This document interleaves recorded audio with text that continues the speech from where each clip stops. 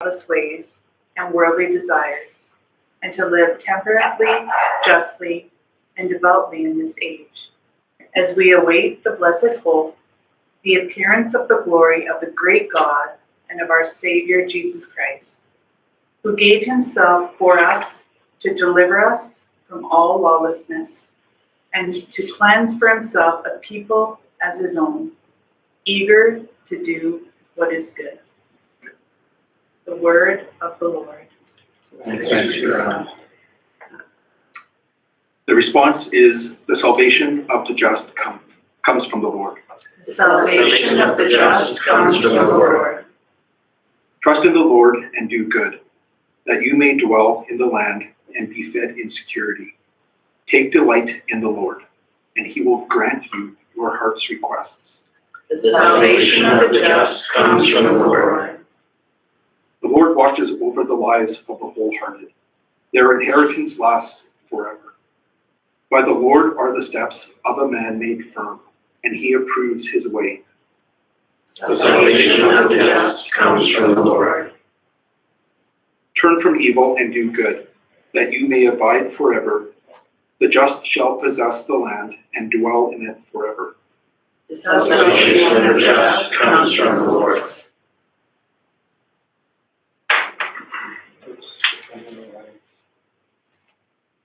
The Lord be with you. And with your spirit. Reading from the Holy Gospel according to Luke. Glory to you, O Lord. Jesus said to the apostles, "Who among you would say to your servant who has just come in from plowing or tending sheep in the field, 'Come here immediately and take your place at the table'? Would he not rather say to him, 'Prepare something for me to eat'? Put on your apron and wait on me while I eat and drink. You may eat and drink when I am finished.' Is he grateful to that servant because he did what was commanded? So it should be with you. When you have done all that you have been commanded, say, 'We are unprofitable servants. We have done what we are obligated to do.'" The Gospel of the Lord. Praise to you, Lord Jesus Christ. Opening prayer. Lord God, we are your servants. We are in awe of your Son's humility. He served and gave himself fully without reserve. He is our model. We are your children and will, with the gift of your grace, imitate your Son to the best of our abilities. Masters or servants. In the gospel, Jesus invites his apostles to ponder their role as leaders in the church. Should they act as masters or as servants? At the beginning of the parable, Jesus invites his apostles to contemplate how they, if they were masters, would treat their servants. If their servants just came in from plowing their fields or tending their sheep, would they, as a master, expect their servants to sit down and eat a good meal, or to continue working and wait on them? Naturally, if they were a master, they would expect continued service from their servants.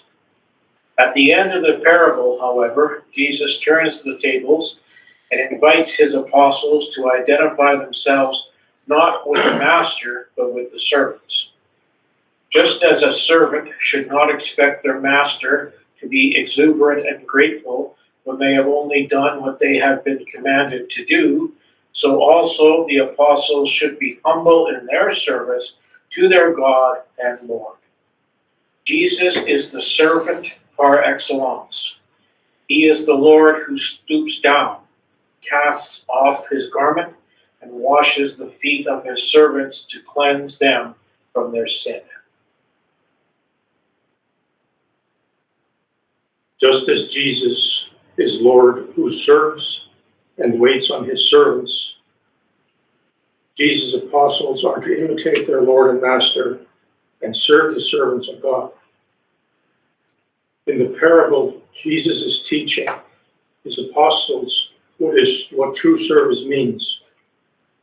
This lesson particularly applies to the missionary tasks that the apostles as servants will carry out, longing to spread God's kingdom, tending sheep as pastors, and giving them to eat and drink in the Eucharist.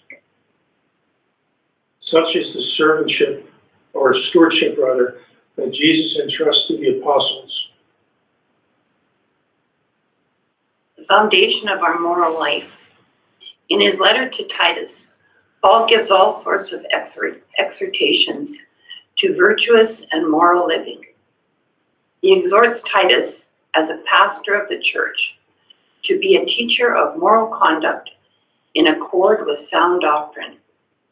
Mature men in the community need to be respectable and sound in their faith. Elder women should likewise be respectable in life and conversation, and train the younger women, lest God's words be blasphemed because of Christians' behavior. Young men need to be prudent. Paul asks that all the members of the church, young and old, male and female, imitate Christ, who was crucified by the imperial engine of violence. This imitation, then, is not one of open rebellion, but one of subversive suffering, and enduring patience in evangelization by word and deed. Lord Jesus, you empower us with your grace and virtues to do good works and to be good examples for our family and community. Sustain us as we strive for holiness and perfection in the Christian life. My Lord Jesus, may our feet journey together, may our hands gather in unity, may our hearts beat in unison, may our souls be in harmony, may our thoughts be as one, may our ears listen to the silence together, may our glances profoundly penetrate each other, may our lips pray together to gain mercy from the eternal Father. Amen. Robert, what is that protho, the Apostle Paul? What's that reference to? Where is that? In the last one that I read, it's a quote from Protho. Protho, what is that? That would be a commentary. Okay. That would be the name of the commentary on that. Okay, Yeah. It gives the page number at the end. Yeah. So I never read that. I don't have it. But Okay, thank you. The land acknowledgement, Dr. Zerchny. Thank you, Chair. Before we begin, the Medicine Hat Catholic Board of Education would like to acknowledge that we are gathering on the traditional land of the Blackfoot people, who have welcomed here for centuries the Cree, the Métis, other First Nations, and non-Indigenous people. The land is now recognized as the traditional territory of Treaty 7 to the north, west, and south, and Treaty 4 to the east. The Medicine Hat Catholic Board of Education also wishes to thank the First Nations people, past and present, for welcoming us here. Thank you. We have no presentations, so we'll go on to approval of the minutes. I need somebody to move that the organizational board meeting minutes from October 8th be approved. Mr. Kinch, Yes, I'll move, Chair. all in favor? And then I need someone to move the public board meetings from October the 8th minutes be approved. Mr. Leahy, all in favor? Thank you.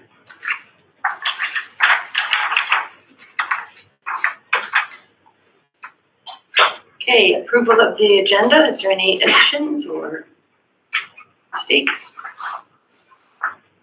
If not, can I have someone move that? Mr. Mestel? Move the adoption of the agenda as circulated. Thank you. All in favor? Okay, board communications, we don't have anything there.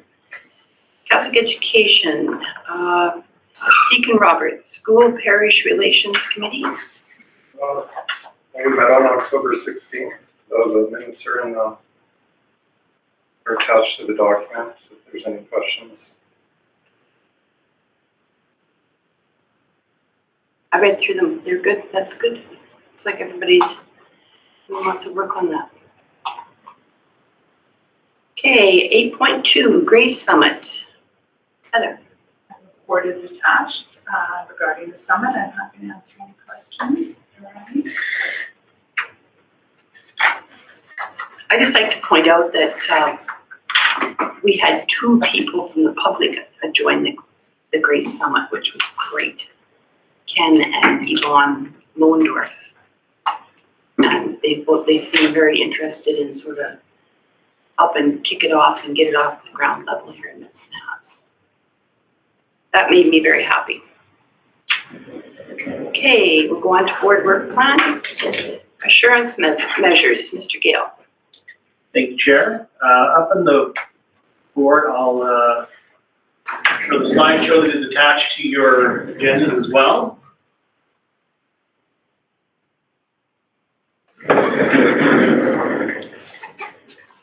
So this is the annual report that we received from Alberta Education on the assurance measures results. So this breaks down and gives us both a jurisdictional measure and a school by school measure, which I'll go through here today with everyone. So the first set that we have here is, this is the jurisdictional combined here. Now, again, what we'd like to look at is this center column here with the colors. This kind of tells you where you do year over year. Typically, you'd like to see that you're in yellow, that you're maintaining a high standard in certain areas. And then when we have declines, I like to look at them and see where did we go in these situations and how did we perhaps get there. Interesting to note for our presentation, for our purposes here today, when we look at the areas that we actually have a decline in, we still score either very high in those areas. So citizenship, for example, we had a decline in this year. However, we're still ranked in the very high category. Or we are still above the provincial results here. So for something like student learning engagement, our division score is 84.2% compared to the provincial at 83.7, which holds when you go down the line here. So although they do show as declined, we are still scoring very well in those areas as well, which is positive. Some of the jurisdictional highlights that I would see here is the 90.3% score in the quality of education, 87% score in welcoming, caring, respectful, safe learning environments, and a 91% high 5-year high school completion rate. If we were to go back here, well, actually, you can see it on the McCoy one as well. The 3 years is doing exceptionally well here as well. 87% of our students are graduating within 3 years, 91% within that 5-year time period. Nick, for that one, I've never thought of this before, but is that from kids that have gone through our whole system, or is that just high school? Is that? I believe that's just the high school, the Okay. students entering. I never thought. So next up, I'll do our high school, then our 2 middle schools, junior highs, and then our elementary schools to finish out. So our high school scores, again, we've maintained in all of our categories here, and again, are scoring high, very high in most of our categories. If we look, we've some of the highlights here that I have for us. The one I wanted to highlight here is we've increased in the diploma acceptable standard in the last 3 years. So 3 years ago, we scored 71.6% of our students were at the acceptable rate. Last year was 79.5%, sorry, the year previous. Now last year's scores are 83.2. So we're showing continuous improvement in that area each year, which is exciting for us. Again, our 3-year and 5-year high school completion rates are really quite excellent compared to provincial averages. And again, we will look at things like education quality, welcoming, caring, respect. We're doing very, very well in all of those areas as well.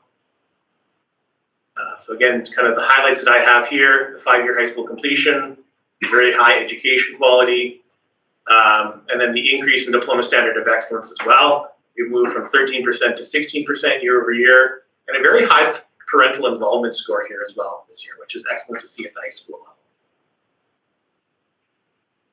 David. Sorry, David.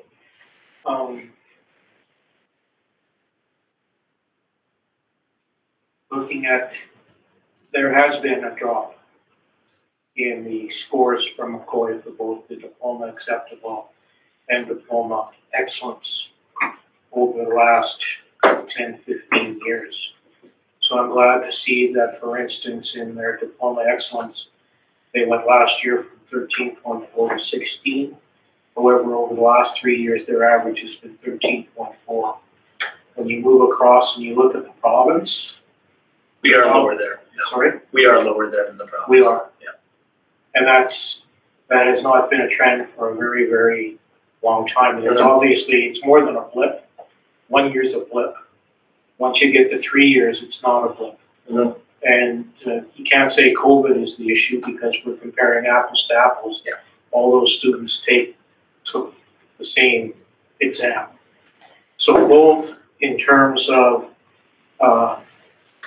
diploma acceptable and diploma excellence, there's an issue there. And I will be the first to say that McCoy, in most of, if not all the other measures, is doing very well and has done in the past.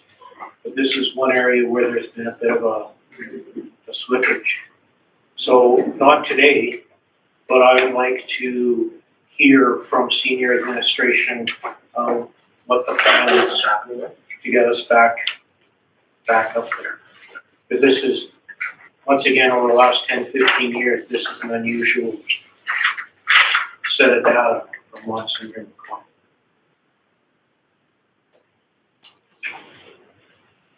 Thank you. Staying with McCoy, I provided here this is the June results from all of the diploma exam marks that we have. So you can see that McCoy's exceeded the provincial acceptance standards in 7 of the 9 categories. Done exceptionally well in a few areas. The 30-2s are doing really very well compared to the province at Monsignor McCoy. If you look at LA 30-2, 95.7% of our students are achieving the acceptable. Now this is on the exam. These are the exam scores, not the combined scores, which we do have access to as well. But these are the day of exam scores. So again, really quite strong here. Bio 30, 85.5, Chem 30, 84. Really some strong results there. The low one was 30-1 mathematics. We were below the province there, but our -2s were very high. 80% of our students were achieving the acceptable standard. And then physics 30, again, very, very high. 95.2% of our students are doing very quite well in that course. So, see the other results here. Are these both writings combined or just June? I believe this is just June.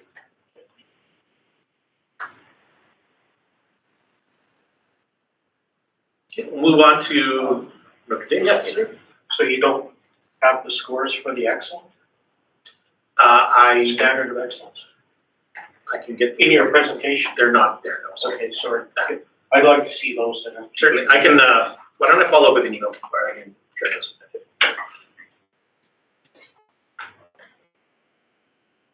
I'll put together a spreadsheet with school-based mark, exam mark, combined mark, acceptable standard, and a standard of excellence for each of those courses.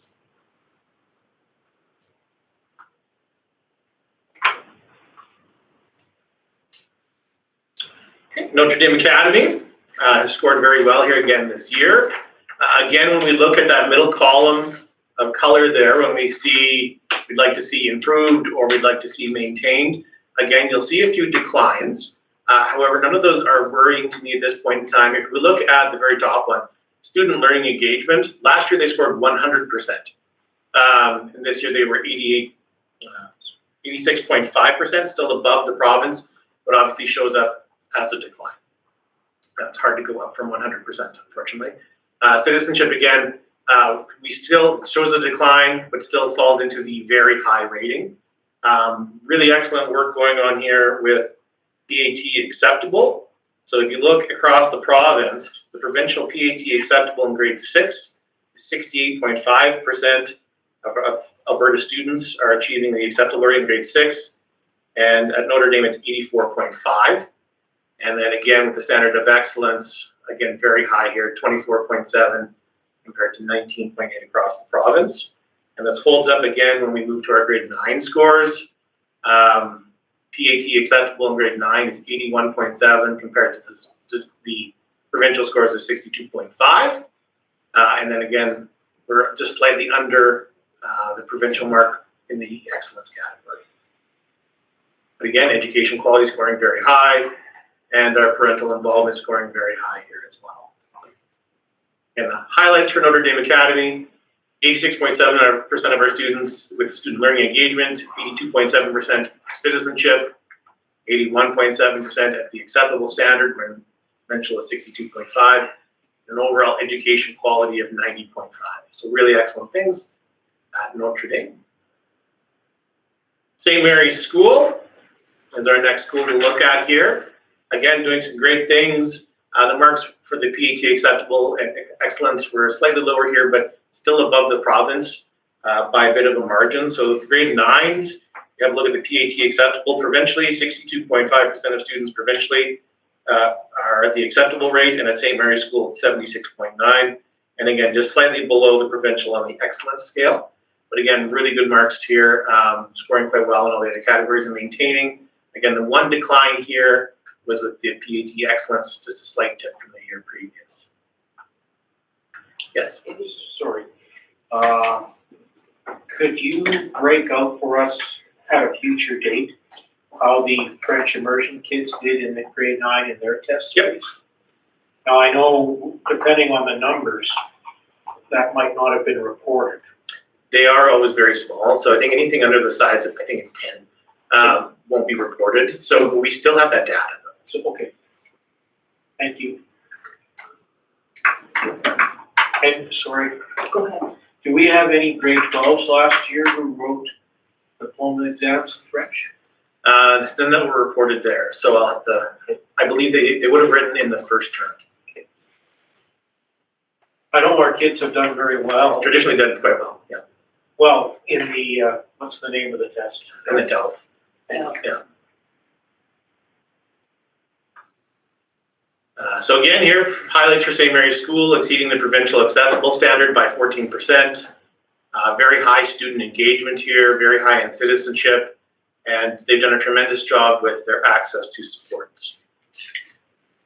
We'll get into our elementary schools, and I want to preface some of this information. I did query Alberta Ed on this. When you look at the PAT acceptable and excellence here, you're going to notice in some of these situations, some of our schools would appear have done not very well. And you'll see lows and very lows. So I queried what's happening here to Alberta education with some of these scores. The score that's being indicated on this report and on this table was only representing the social studies exam. Although our students wrote the science exam, they did not include it in the social studies. Sorry, they only show, this table only demonstrates the achievement in social. Because last year you could have opted in and piloted some of the new some of the new science curriculum. And if you did so, you did not have to write the provincial exam. So because of that, across the board, they don't report on science. So this is a very limited report, which shows up here. So I've also included just underneath the table how we've done, I broke it out, how we've done in the social and science for each of our schools and how that compares to us to provincial scores. I just find like this score up here can be a bit misleading, and we are working with some of our schools with small groups of students. When we get down to one of the schools, it was a grade 5-6 combined class, and we'll explain that when we get there. David? I'm sorry. From what I heard you say, that they only wrote social? So our students wrote social and science. They didn't write math, they didn't write language arts? No, because of their curriculum. And then if we could have piloted science, we did not. But because we didn't pilot, none of the marks appear on this. So yeah, to me, that deserves an asterisk. Yes. So I preface that because you're going to see decline significantly in a few spots throughout this report. Yeah. And to me, we're comparing a group of kids that would have written 4 exams to a group of kids that's writing 1 exam, that's being shown up here. So a parent, an uninitiated person Yes. who doesn't understand What they're looking at here. what they're looking at would look at that and say, oh, those kids wrote all those exams and that's what we're seeing? Yeah. And obviously that's Not the case. When we get down, and again, I'll say more when we get there, but when we get down to JP2's scores, the English, because of their 5-6 combines that they have, they cycled the curriculum. So last year, the English students didn't write any of the exams. So what shows up on the report is just the 5-6 French students report, which is, again, not, what you said there, David, is really accurate. To the uninitiated, when you look at that data. That's why, if I may, Madam Chair, it's, you have your 1 year blips. But you look at, so, you know, Mother Teresa, okay, acceptable, the 3-year average is 88.6. Yep. Compared to the province, which is 66.2. Yep. That's a significant difference. Pat acceptable at Mother Teresa, 3-year average, 25.7. 3-year average in the province is 18.0. To me, once again, that's a significant. That's the trend line, right? Yeah. And again, had we been able to include the science marks in the report, those scores would be even higher for our average. So again, here Mother Teresa School, so that kind of, I've separated this out. So just the social mark, 66.7% of our students scored acceptable. And again, I apologize, David, I didn't separate out the excellent scores here, but 66.7% were on acceptable compared to 68.5 provincial, which is what's reflected in the graphic. Science, we did better in science here. 80.6% of our students versus 68.8 provincially scored in the acceptable range of Mother Teresa School. And again, I did an excellent job in citizenship, 85.3% in education quality, 80.6% in acceptable standard. So an excellent job. St. Francis, again, same situation, and again, we're dealing with a fairly small group of students here. So again, they show up as the previous result, again, 47.6% the previous year. This year was 70%. A lot of growth there, but again, once again, beating the province. 70% versus 68.5 provincially for social, 80% versus 68.8% provincially for science scores. And again, scoring very high in the other areas, in parental involvement, in education quality, and in citizenship.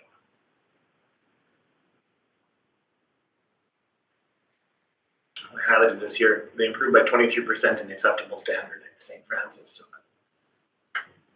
St. Louis School here, again, the numbers here are below what they actually get reported on because the class size is so small. However, we still have that information. So social, 64% versus 68.5% in social studies were acceptable. Again, did better in science here, 76% versus 68.8. But again, St. Louis scoring very high in parental involvement. They scored 100% in parental involvement at St. Louis School. Very high in education quality, very high in citizenship. So that tells us there's really positive things happening down at St. Louis School. They exceeded the provincial average in 7 of the 8 reported areas. St. Michael's School, now this is kind of where the same methodology works in the favor in this situation. So if you look at this here, 100% of the students pass this exam, which is really exciting. So this one shows up really nice in blue, very high excellence score here, 52.9%. They had 100% of the students in social and 100% of the students in science who were successful at the acceptable standard.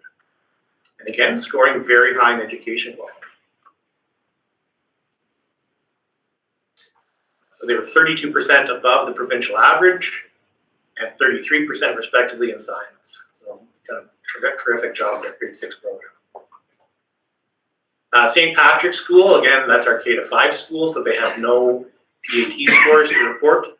And again, here we have the declines while we still score very high or above the provincial scores. So on something like citizenship, although it shows up as declined significantly, we still score in the very high range here with 82% in citizenship and 91.3 in education quality, although again it shows up as a decline.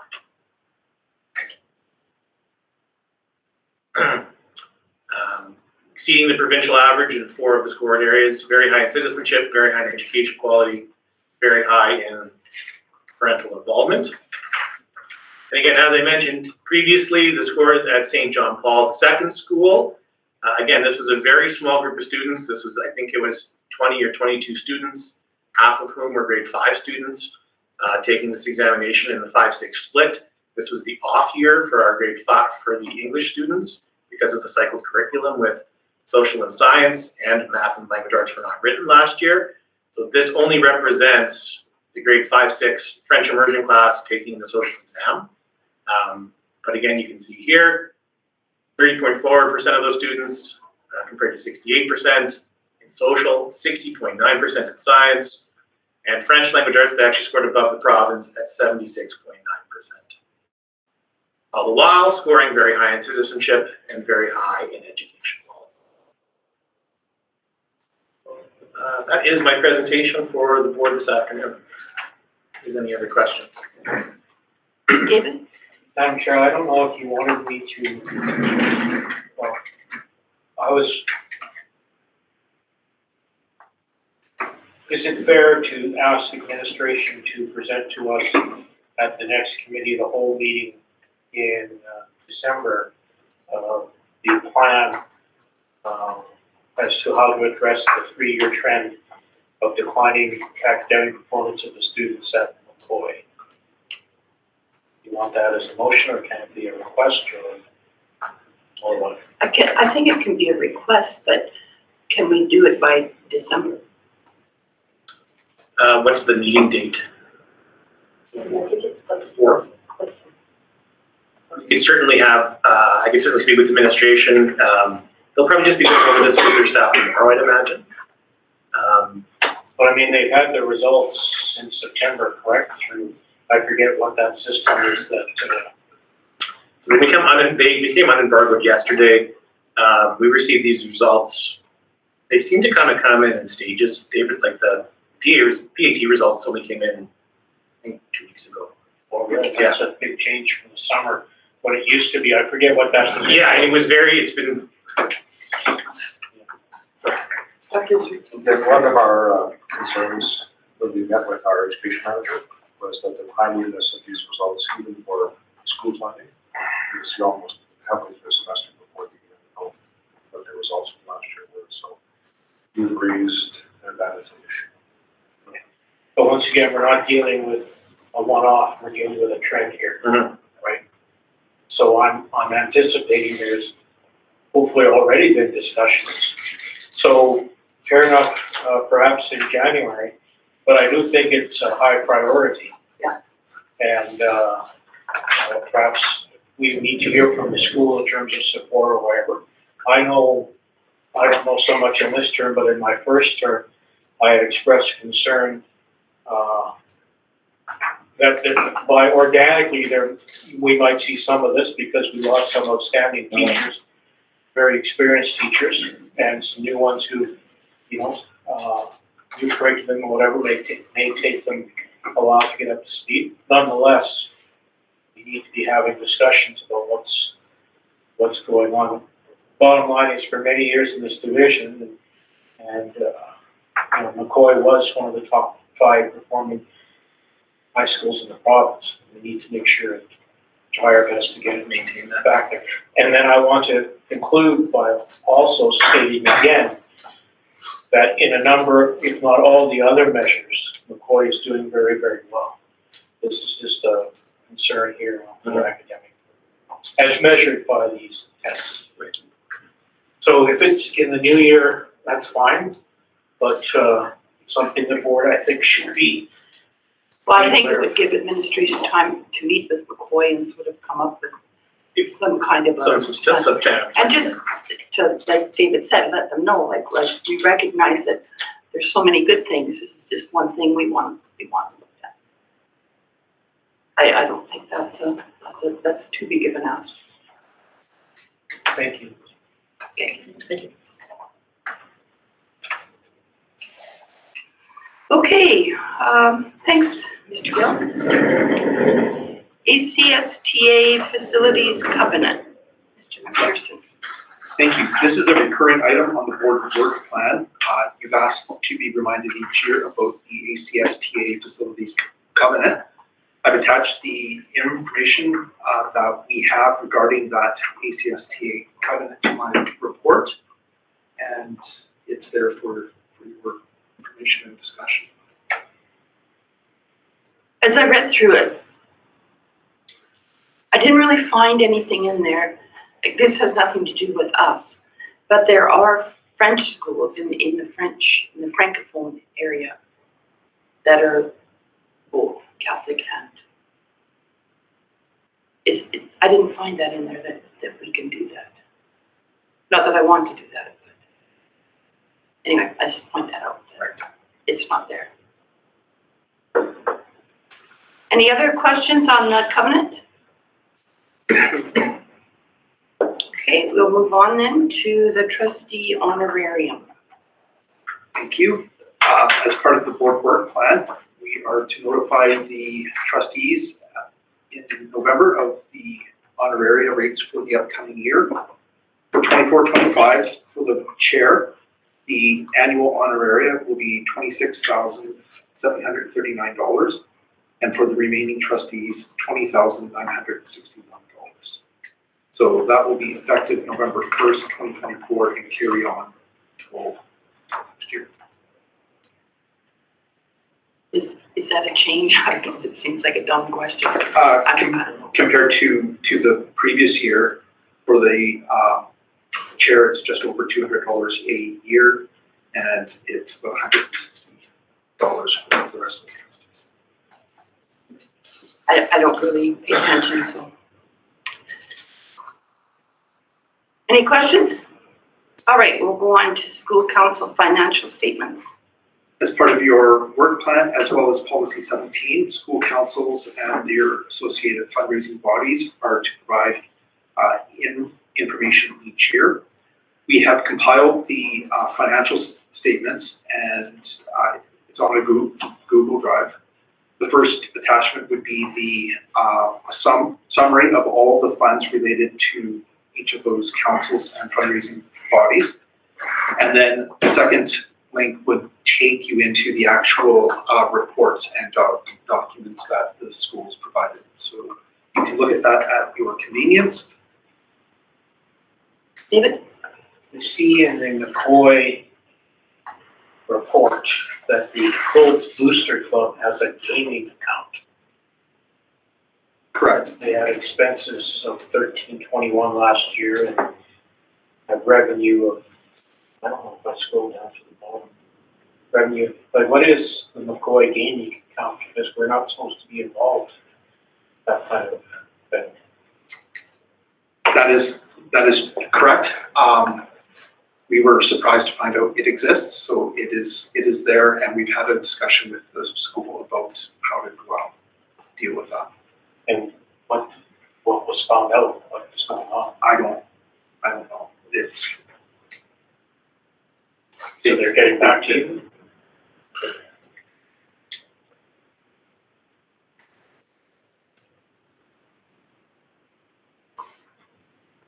And you'll get back to us, I think. I can do that, absolutely. Okay. I think it would be unlikely that there's any gaming money in there, because you need a gaming license to do that. They aren't playing bingo. They don't hold casinos. We just need to find out more information about it. They might just need to change the name of the Change the name account of the to account. what it's being used for. Right. I agree with David, it needs to be. Okay, any other questions on that? Okay, information items, strategic priorities. Ms. Ritchie. Thank you, Chair. And through the Chair, the updates are provided there, or they are attached. In particular, I'd like to draw attention to the year-to-date update. If you scroll to the bottom, or near the bottom, the November update for the Holy Trinity Academy is fairly lengthy there. It basically just gives the highlights of the school, number of classrooms, types of classrooms, sizes of some of the space, as well as the projected budget. And according to Alberta Education, our occupancy is anticipated in the fall of 2026. So we will hope that holds true. But 2026. that was my response. They said, yes. That was I clarified it just to make sure it wasn't a circle, and Yeah. that's what they said, so. Yeah, I would hazard to guess we probably would be closer to Christmas ourselves, depending on what's going. It really depends on how early they can start. If they get a mild winter, they'll be several months ahead. If it's a colder winter, then they'll be delayed. Bernie? Chair, I just need a point of clarification. So in the portion that Superintendent was addressing, it says theater seating capacity 383 seats, including wheelchair seating areas. Yeah. Now, is that 383 seats and then the wheelchair that takes us to 400? Yes, well, what happens is for each wheelchair seat, the space is 2.5 seats per wheelchair. So the capacity would be, if you didn't have wheelchair seating, would be 400 seats. But when they add in the wheelchair requirement, it's 2.5 seats. However, there also is still room at the front of the theater if you wanted to put another row of chairs. So we can have slightly more than 400 seats again. Okay, thank you. And I apologize for asking this question, and it's okay if you don't know, but you can get back to me later. In one of our meetings we had with the project team, I think it was Mr. Cox who recommended that before going to tender, there be a pre-approval process with construction companies. Do you know if that's happened or not?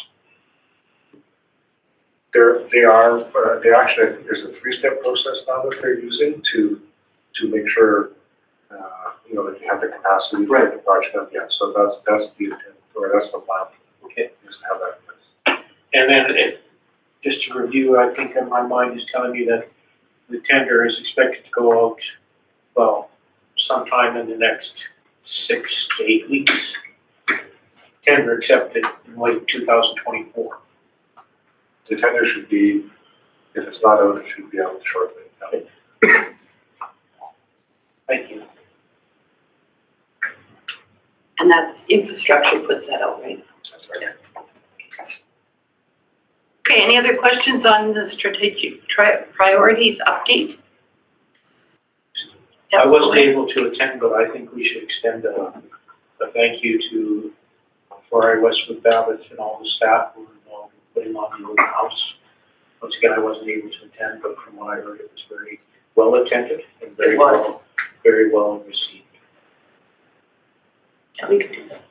And, the staff here were Or you did. integral to putting It's already done. It's already done. Okay, Health and Wellness Day, Mr. Gale. Thank you, Chair.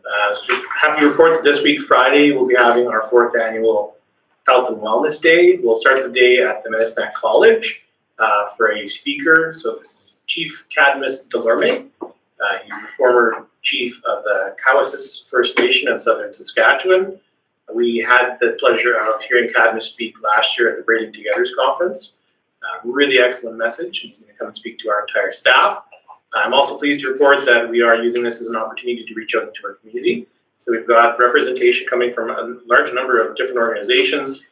They're going to be coming to join us that morning. So Medicine Hat Family Services, we'll have some folks on site with us. Medicine Hat Community Housing, Medicine Hat Police, the Medicine Hat College Education Department.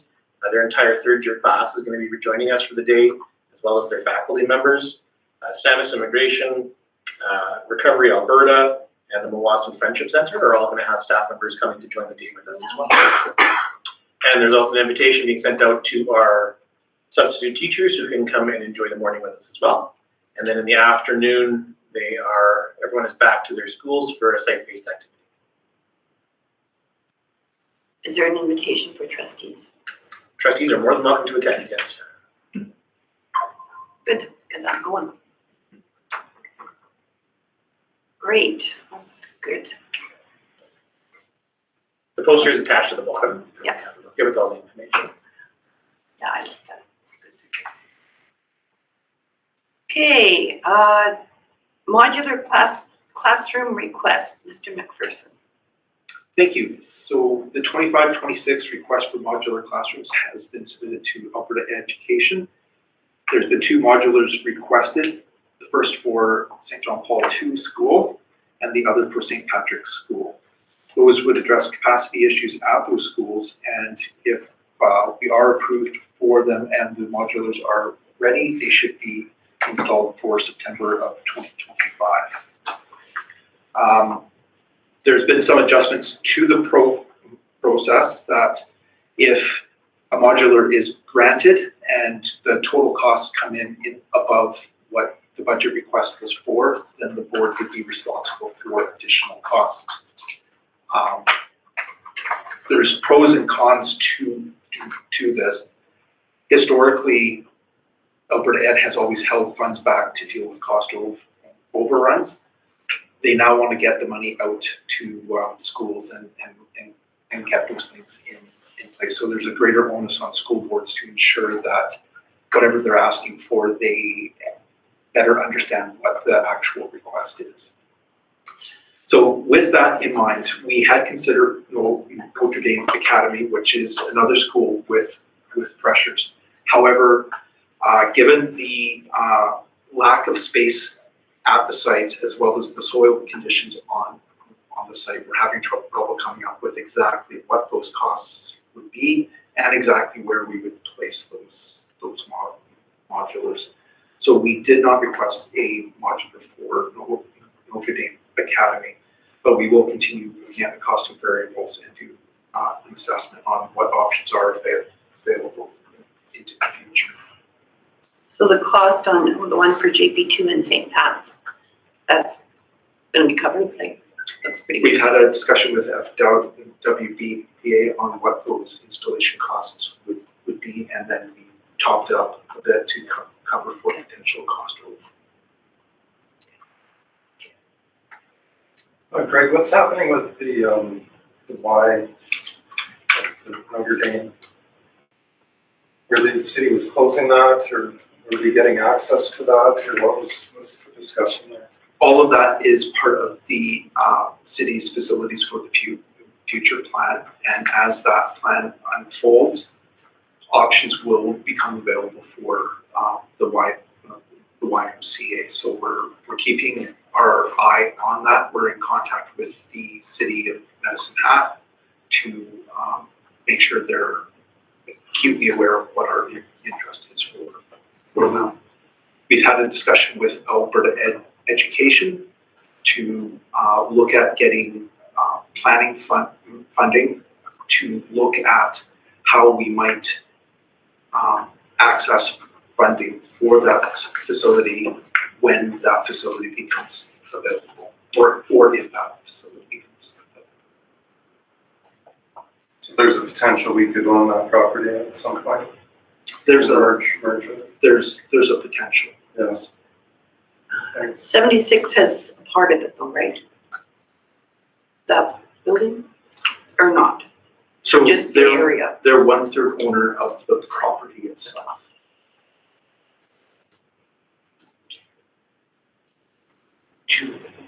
Go ahead. The other 2/3 are ourselves and And the city of Medicine. the neighborhood association is no longer existent or involved in that at all. They were never an owner, but they historically had a stakeholder placement at the table. My understanding is they've dissolved and are no longer a part of that discussion. But that's not the building, that's just the land. Correct. Yeah, okay. Thank you. Any other questions? All right, we'll move on to communication report. Darian. My report was attached. Just a couple highlights from our open house. Martina McCoy now presents The Wizard of Oz this year, which we're very excited about. Very Merry French Christmas, as you've heard about, and a little feature from our grade 4 Bible liturgy and retreat. Any questions or comments? Good job. but Christmas carols are on there as well. All right, thank you.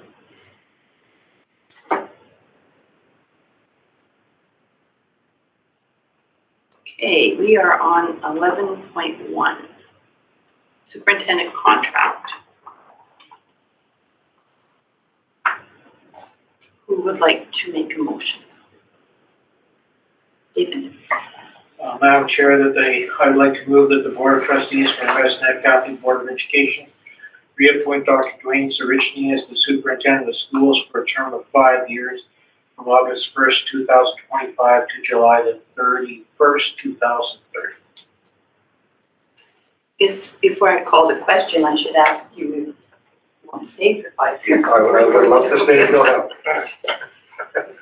Brendan? Madam Chair, if I can ask the indulgence of trustees, I'd like to go in camera, please. I'd make a motion to go in camera.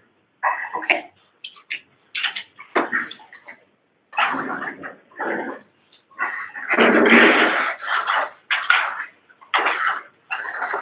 I'll do that. Stay or go? I don't know. I don't know what he's doing. I don't have a problem if you'd like to stay.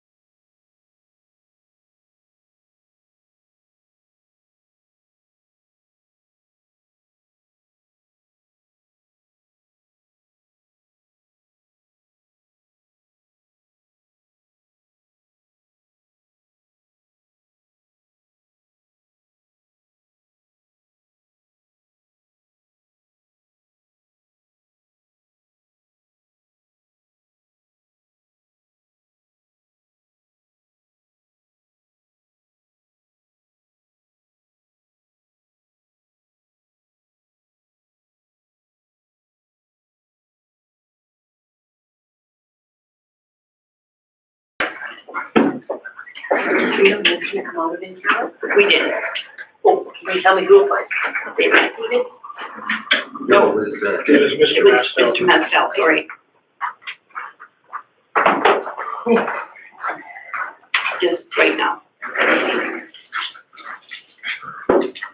Okay, we have a motion on the floor to,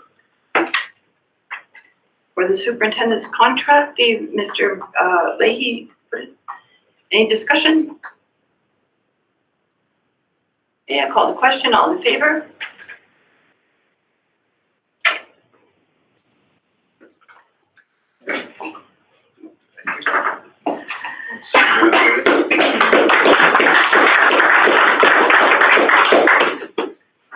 Okay, 11.2, Notre Dame Academy budget adjustment. Mr. McPherson.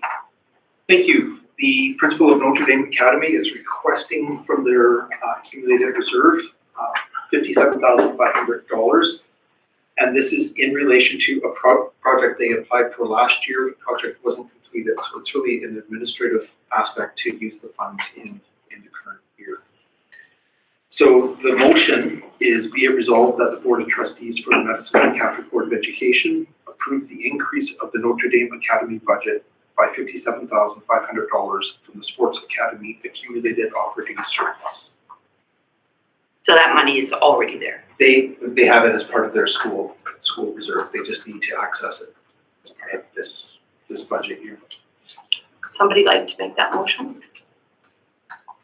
Chair, also move. Any discussion? Okay, I'll call the question. All in favor? Next one, Monsignor McCoy, St. Joseph adjustment. Thank you. Along the same lines, Monsignor McCoy / St. Joseph's has requested the use of $23,900 from their reserve. They had used or requested the funds last year, and I itemized the details of what that request is for. So there's two motions. The first is be it resolved that the Board of Trustees for the Medicine Hat Catholic Board of Education approve the increase of the 24-25 St. Joseph's Education Center budget by $12,000 from the St. Joseph's Education Center accumulated operating surplus. Someone like Mr. I have a question. Oh, sorry. I have a question, but I'll wait till the motion. Okay, can someone, okay, Deacon Robert, and now questions. Like this year in the budget, it's my understanding that because of the numbers in the St. Joseph's Education Center, we lost provincial funding for that program. And because it was the board's desire to continue that programming for those students, we are now paying it out of our own, centrally supported program. So my question is, if there is a larger amount of students now, have we made the threshold where we can apply for government funding? That's a really good question. I don't know that exactly. But we wouldn't, because of the weighted moving average, it wouldn't affect the current year. It would affect future years. So next year. So even though we have more students in the current year, there will be additional funding within the current year. And I'm being bad here. Any hint as to when the government's getting rid of weighted moving average? The discussions have already started, so as part of the upcoming budget cycle, we're hoping the funding manual will be amended, but the devil's in the details. So I'm glad the number's gone up. My brain said it. Do they have enough to get funding right now at St. Joseph's? You don't know that, sorry. I'm sorry, yeah. Mr. Mastel. Well, since Mr. Lee took us down the rabbit hole about the weighted moving average, is there any suggestion as to what might replace it? Are we going back to where we were before this? I wouldn't even put a wager on how it's going to unfold. I wouldn't guess, but I think that's what people are asking for, is for it to return. But that doesn't mean it will. Thank you. Any other questions or comments? Okay, we can call the question. All in favor? Okay, I need the second one now. And that's be it resolved that the Board of Trustees for the Medicine Hat Catholic Board of Education approve an increase to the 24-25 Monsignor McCoy budget by $11,900 for the Monsignor McCoy accumulated operating surplus. Someone can move that. Deacon Robert, any questions or comments? Okay, all in favor? Mother Teresa. Thank you. This is a new request for the year. At Mother Teresa School, they're requesting $13,500 from their reserve, and that's to upgrade gym equipment and the sensory OT tools in the classrooms and for early learning. So the motion is be it resolved that the Board of Trustees for the Medicine Hat Catholic Board of Education approve the increase in the 24-25 Mother Teresa school budget by $13,500 from the Mother Teresa School accumulated operating surplus. Okay, if someone can move that, Mr. Mastel. Any questions or comments? All in favor? Okay, and now St. Pat's. So St. Patrick's is looking for an amendment to their out-of-school care fee schedule. So currently, St. Patrick's School is operating on a fee of $1.25 for every 15-minute block that the out-of-school care student is in the program. So if that student were there on a full-time basis, they would be paying $4,250 per year. The new model that the school would like to go to is a model where parents would book a fixed period of time. So I'm going to have my student in from this time to this time every Monday, Wednesday, Friday, or every day. In this new model, if you were to commit to the maximum, it would be $3,000 per year. So for some parents, this is going to be a savings. For other parents, this could potentially be an increase because they would have to pay for a whole block as opposed to a 15-minute chunk. The major rationale for this change is with the increased enrollment at the school, they're seeing significant pressures at the school for out-of-school care. And some people are just using it not so much for out-of-school care, but just for a fun activity for the student. So that's placing pressure on the program, as well as their staffing ratio. So with this drop-in model that they currently have, it's difficult to manage staffing because you don't know when students might be in the program. Because there's a ratio, right? There is a ratio. So that is what they're asking for. So the recommended decision is be it resolved that the Board of Trustees for the Medicine Hat Catholic Board of Education approve the increase to the 24-25 St. Patrick's School out-of-school care fees as presented. Is that an increase? Well, I guess it's a change. Is the problem. So if I may recommend, we'll substitute the word change for increase. Yeah. Because if you do, it could go from $4,250 to $3,000, or it could go like it's not. Yeah. Okay, would somebody like to move that with the word change instead of increase? Mr. Mastel? I'll move the motion as amended. Okay. Any discussion? Chair, I'm curious as to whether that should have come before us perhaps in June or August prior to the start of the school year, because it could put some parents in a position where they may not be able to afford it. I'm just looking at the timing of it and going, we're already Yeah. into the year and now we're adjusting things. I mean, I'm in support of it, but I just, again, it's our process. It doesn't seem to kind of follow. When were they going to implement this, do you know, Greg? My understanding is Mr. Unrunner wants this to be in place for December 2. So he's been putting some pressure on me to get this. So that's like right away.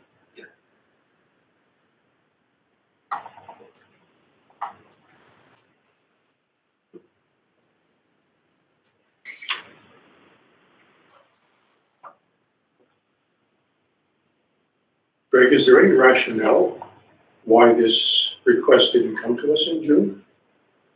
I don't believe the school recognized that this was going to be an issue at that point with what they're seeing now in terms of managing the staffing ratio plus just the volume of individuals participating in this drop-in model has created a burden on the school. So the principal has consulted with other parents and has felt that this is the model that will resolve those issues.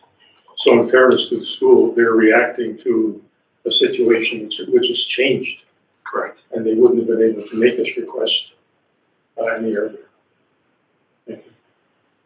This model better reflects how other schools are managing their other school care programs as well. St. Pat's has been a bit of an outlier, so this will bring them into the same philosophy that other programs are operating. Deacon Robert? I'm uncomfortable with making this change at this time. How would, if we weren't to support this motion, what would be the outcome for them? Will it cost them money, or it would be difficult to manage the program. They're running out of space. They're having to make decisions about who's allowed to use the drop-in office.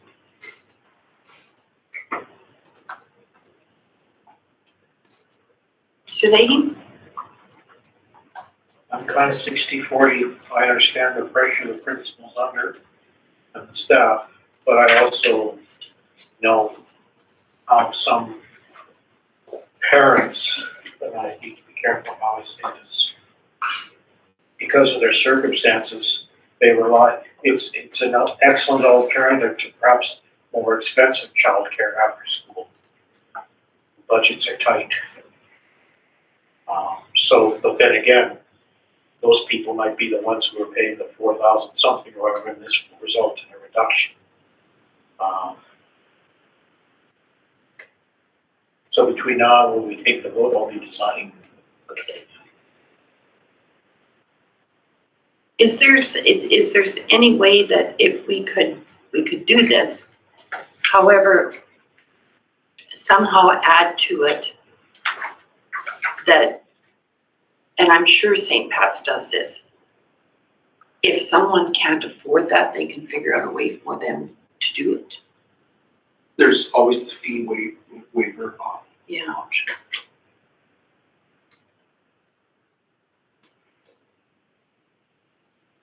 And I'm sure they would do that.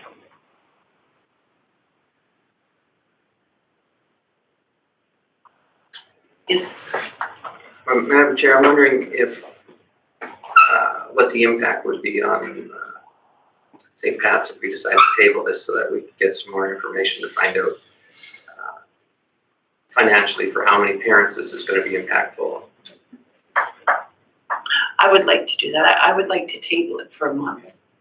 And then that might even be a better time for it to come into place, like in January, which is kind of a halfway point. This, semester sort of thing. Yeah, can we get some more information on how they would handle it if we don't do this? Do we need a motion to table? I think we do. Okay. A motion that this request be tabled till December, and request that administration consult with the principal to get more information to the board on the numbers of parents who will be impacted. Especially negatively impacted. Correct. Because some will be positively impacted. So thank you for that. Okay, we'll just leave that. Are we good with that? Do we not need to All in vote on that, favor? this motion?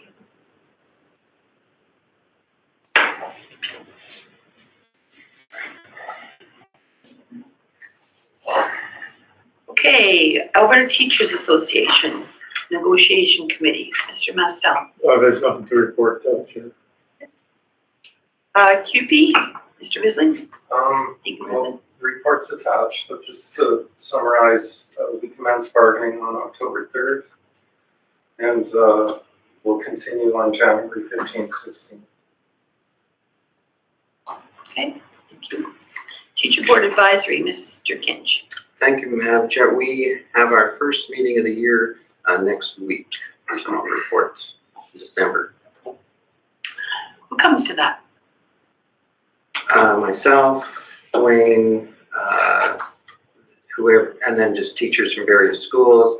There's representatives from high school, middle school, and elementary school, with the bulk of them being elementary school teachers. Okay, thank you.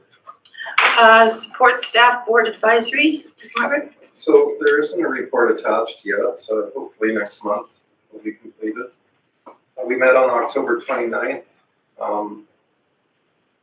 Meeting is not well attended, but there's talk about that they need to figure out ways to inform support staff that there is a meeting and that they can attend. We had elections for committee members, for the chair and all that, secretary. And one of the positive things that came up that they're always bringing in monetary, which is we're trying to move them away from. But one of the good discussion points was you got a new call-in system that call the staff in, which I'm not familiar with how that works, but they thought it was really good. Like there was good feedback on it. Calling for substitutes? The learning assistance. Okay. Yeah. Automated dispatch system is new this year. Yeah, the comments were like, they felt that there was a more diverse group of people being called in. Okay. So, Thank you. QP, Mr. Lee. Report attached. All right. Thanks to Mr. McPherson. Sorry? Thank you to Mr. McPherson who prepared the attached report. Student Board Advisory, we are going on December 2nd, 4th. 2nd or 4th? I think 4th. 4th. It is the 4th because it's my little brother's birthday. To McCoy High School. And we haven't done that before. You and I haven't done it before, so that'd be great. Audit Committee, Mr. McPherson, do you have anything to add? The audit committee will be meeting November 21st to review the audited financial statements and to make a recommendation to the board. The time has changed to 10:30.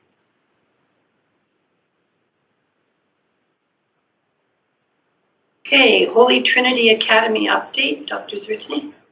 Thank you, Chair. For this month, I would just use the information that's in the strategic priorities update. It's fairly substantial in there.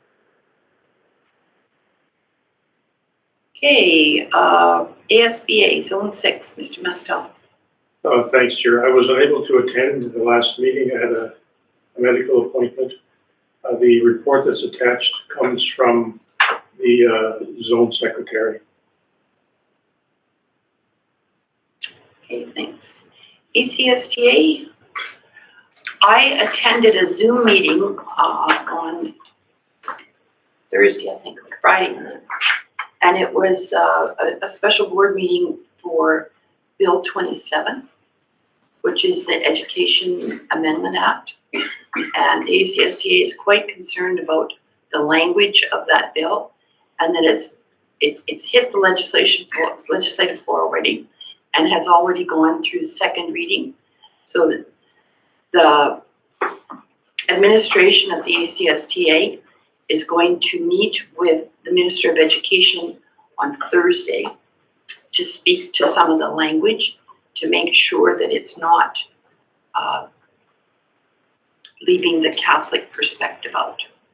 And that it's going to be on the issues of pronouns, on the issue of content, who gets to decide what content goes into the Catholic curriculum, those sorts of things. And there's just some messy language in there that needs to be straightened out. And if they do that, it'll be fine. But there is quite a concern with that Education Amendment Act 27 that's on the legislative floor right now.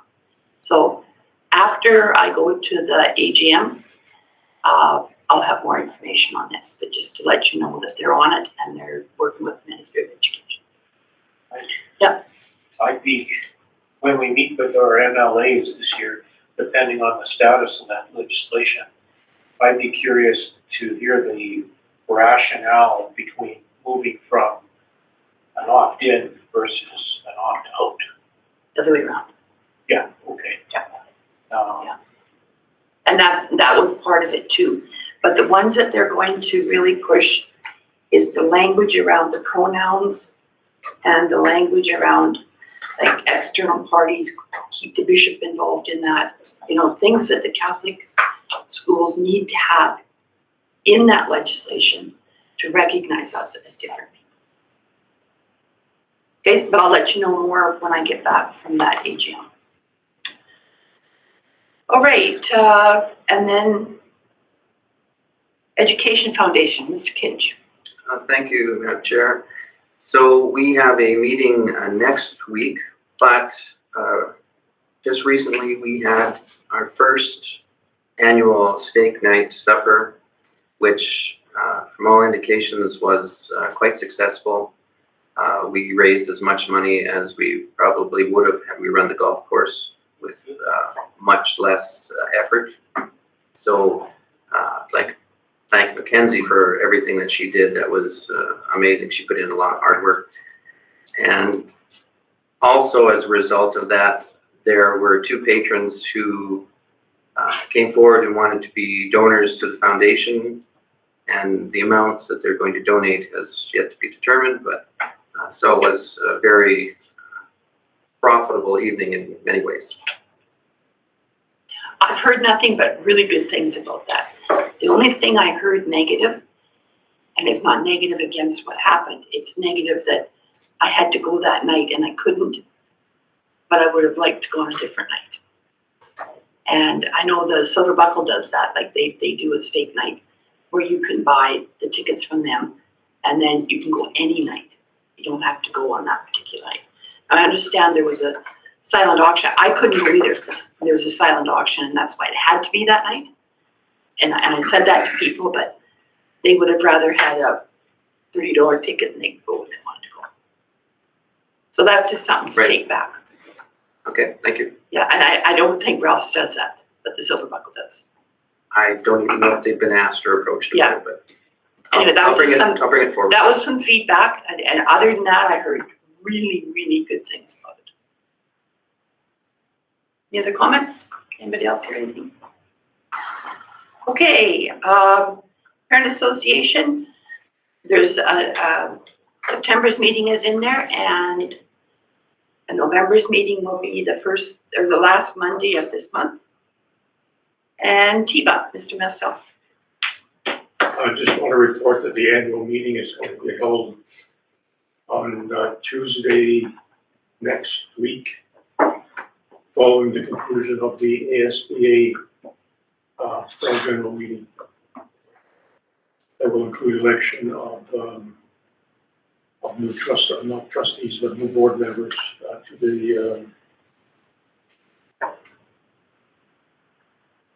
the ASBA Board of Directors. Okay. All right, I think we're done here. So we'll do the closing prayer.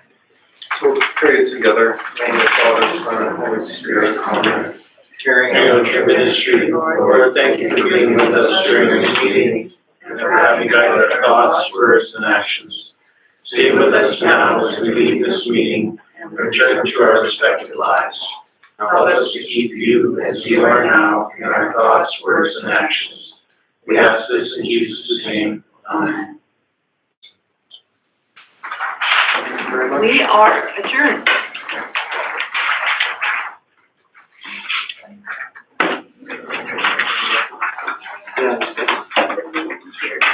I have to find a pen.